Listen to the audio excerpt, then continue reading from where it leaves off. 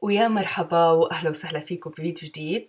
اليوم رح نعمل طبقات الجيلي مع الكريم باتيسير، من انواع الحلويات الجدا رائعة اللي ممكن تتقدم بالبوفيهات او بالاعراس او حتى بضيافة مميزة لضيوفكم، باردة ولذيذة جدا. رح نبدأ الخطوات خطوة بخطوة عشان تحصلوا على اروع حلا طبقات. فإذا حبيتوا الفيديو شاركوه مع أحبابكم وأصحابكم لتعمل فائدة على الجميع، وما تنسوا تتركوا لي تعليق حلو مثلكم، هذا الشيء بيعطيني دافع جدا قوي بالاستمرار. بتمنى لكم مشاهدة ممتعة لباقي تفاصيل الفيديو. راح نبدأ هلأ بالمكونات. زي ما نحن حكينا أو ذكرنا إنه الحلا اللي نحن قاعدين نشتغل فيه هو حلا جيلو الطبقات، فنحن راح ناخد علبة جيلو. النكهة حسب الرغبة، أنا حبيت أخذ نكهة الموز، ممكن ناخذ نكهة الفراولة أو أي نكهة. بنحط الجيلو بماء بارد، كوب من الماء البارد لكل علبة من علب الجيلو. بنحركها، بعد ما يذوب عنا الجيلو بنضيف كوب من الماء الساخن، او بنحط الكوبين ماء ساخن، لكن راح ياخد معنا كتير وقت عبال ما يبرد، فيفضل بنحط كوب ماء بارد بنحرك فيه الخليط، بعدين بنرجع بنحط كوب ماء ساخن وبنرجع بنحرك الخليط كتير منيح عبال ما يدوب معي تماما. راح اخد الاكواب اللي راح احط فيها الحلويات الموجودة معنا او طبقات الجيلو. راح احط الطبقة الاولى اللي هو الجيلو. الطبقة الاولى جدا بسيطة وسهلة، شفتوا بتعطينا طعم كتير مميز. ممكن تعملوا طبقتين من الجيلو، طبقة بنكهة والطبقة الثانية بنكهة ثانية، لكن بتخلوا بين الطبقة والثانية وقت عشان تبرد. قبل ما يبرد عندي الجيلو راح أنزل بكمية من الفواكه. أنا هون اخترت الموز، اخترت الفراولة، واخترت البلاك بيري أو التوت البري. ممكن نختار أي نوع من أنواع الفواكه الموسمية الموجودة عنا. ممكن هلأ مثلا نحن داخل عنا فترة الصيف، موجود عنا كتير البطيخ، الشمام، الكرز، الأنواع الفواكه هاي ممكن نضيفهم بقلب الجيلو قبل ما ينحط بالبراد أو يجمد. المهم تكون درجة حرارته بدرجة حرارة الغرفة عشان الفواكه كمان تضلها محافظة على قوامها الرائع قبل ما تدوب عندي أو ما تدبل عندي الفواكه. بعد هيك رح أحطه بالبراد. وهون أكيد الشيف روزانا عملت لكم ولا أروع من هيك كاسات البسبوسة أو النمورة اللي احنا بنقولها بفلسطين. فرح تلاقوا الرابط تحت في صندوق الوصف. يعطيكي ألف عافية شيف روزانا. رح نعمل مع بعض كريم باتيسير. رح آخد صفار البيض، رح أحطه بوعاء، ورح آخد كمية السكر المذكورة. طبعا كل المقادير رح تكون تحت الفيديو بإذن الله. وراح أحرك الخليط هذا بالويسك المضرب اليدوي الغير كهربائي عبال ما عندي السكر وصفار البيض ينخلطوا مع بعض ويعطيني لون أفتح من اللون اللي ظاهر عنا خلال الشاشة. بعطيني قوام حلو، بتحس إنه حبيبات السكر بدأت تدوب مع عندي وقوامه صار كريمي خفيف. بكون هون وصلت للقوام المطلوب من عملية تحريك صفار البيض. نحن بنستعمل صفار البيض، بنعمل له هاي الخطوة، بعدين بنضيف كمية النشا اللي نحن بنحطها. مهم جدا نحرك السكر مع صفار البيض قبل إضافة النشا.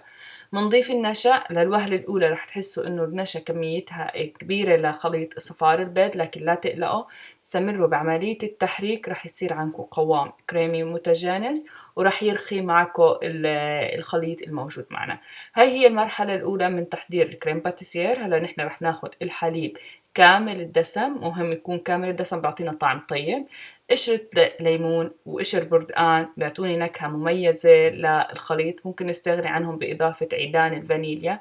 أنا هون رح أحط الفانيليا السائلة الثقيلة، رح أحط مجرد ربع معلقة لأنه نكهتها جدا مركزة. ممكن نستغني عنها بإضافة الفانيليا البودرة أو فانيليا العيدان حسب المتوفر معنا. رح أحرك الخليط وأترك الحليب على النار عبال ما يفور عندي ويغلي بالطريقة هاي، بكون وصلت للقوام المطلوب. المرحلة هاي نكون كتير دقيقين. رح أستمر بعملية التحريك السريعة وأضيف الحليب بالاستمرار، واستمرار عملية التحريك. هون نحن قاعدين بنرفع درجة حرارة صفار البيض مع الخليط الموجود معنا.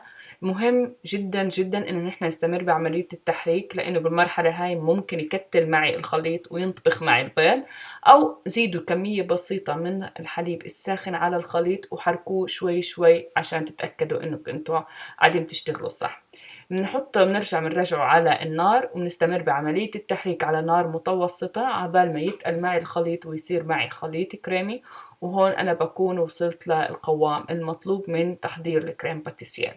بتركه على درجة حرارة الغرفة لمدة دقيقتين 3 تيهدى شوي، تنزل درجة حرارته. باخد الأكواب اللي بردت تماما وبنزل بطبقة غنية من الكريم باتيسير على طبقة جيلو الفواكه، والفواكه اللي مسكت حالها، فبيعطيني منظر جمالي ولا أروع من هيك. شايفين انتو الطبقات؟ نحن اخترنا جيلو بنكهة الموز لأنه كمان نحن حاطين فوق كريم باتيسير على صفار، وقطع الفواكه المميزة تحت، معطيني جمالية جدا جدا رائعة لهالطبقات الجيلو. زي ما أنا ذكرت، هذا الطبقات نحن ممكن نستغني عن الكريم باتيسير بعمل كريم الشوكولا أو كريم النوتيلا كمان نقدر نحطه فوق، ومنقدمه ممكن بكاسات أصغر من هيك، ممكن بكاسات أكبر من هيك، ممكن كمان بزبادي صغيرة حسب الموجود عنا ممكن نقدم الحلا. لما نضيف الكريم باتيسير مهم إن نضيف كمية منيحة ونطرق الكاس عنا بطريقة كتير منيحة عشان يتوزع ويعطيني سطح أملس. شايفين معي ما شاء الله بعد ما عملية التبريد أقل شيء لمدة ساعتين نبدأ عملية التزيين. يفضل إنه دائما نزين الحلويات بالمكونات اللي نحن استعملناها. إذا استعملنا فواكه نزين الحلويات بنفس نوع الفواكه اللي نحن مستعملينه. نحن استعملنا توت، استعملنا بلاك بيري، استعملنا موز، بس الموز صراحة دغري بيعطي بتبل أو بتحول لونه للون غامق، فغير مفضل إنه نحن نستعمله بعملية التزيين. بنرش له رشة من الورد المحمدي وقدموه بكل حب لعائلتكم ولأحبابكم. والوصفة جدا بسيطة مميزة، ممكن تعملوا منها كميات تحطوهم بالبراد. قبل التقديم ب10 دقايق بتزينوه وبتقدموه بالشكل اللي ظاهر عنا، إن كان أعراس، إن كان حفلات، إن كان سهرات أو جمعات. الحلا لحاله قاعد عم بيحكي عن نفسه. بتمنى الوصفة نالت على إعجابكم. ما تنسوا تشاركوا الوصفة هاي مع أحبابكم وأصحابكم، وما تنسوا أكيد تدعموا الفيديو إذا عجبكم، وتشاركوا تشتركوا بالقناة إذا أول مرة بتشاهدوا الفيديوهات. أترككم بأمان الله. السلام عليكم.